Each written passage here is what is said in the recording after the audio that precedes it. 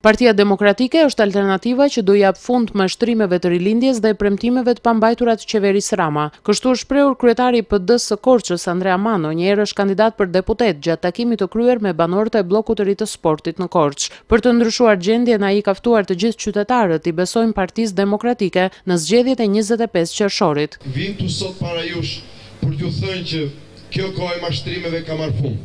Koha kur ata na gënjeni se do të bënin shëndetësi falas ka marrë fund.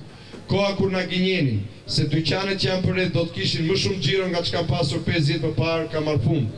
Koha kur thonin se 97% e shqiptarëve do të paguanin më pak taksa nga çka paguar më parë ka marrë fund njëre mirë.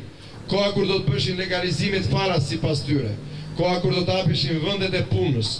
Koha kur mashtrimet me studentët, me fëmijët, me pensionistët, me rritjen e rrogave të cilat nuk u pan në asnjë ditë të kësaj qeverie ka marrë fund. Për gjithë ata të cilët mendojnë se kjo alternativë ka marrë fund, për të shkuar derë më derë, për të trokitur shtëpi me shtëpi, për t'ju bërë të ditur gjithë qytetarëve korçarë se ata kanë të drejtë që të jetojnë më mirë, se kanë të drejtë të kenë një alternativë tjetër. Dhe alternativa tjetër është Partia Demokratike. Unë juftoj të gjithëve të nderuar miq. Listën e kandidatëve për deputet të Partisë Demokratike, aleati nga Partia Bashkimi për të Drejtat e Njeriut Ligoraq Karamelo, e ka quajtur jo vetëm një formacion fitues, por edhe një formacion të shpresës.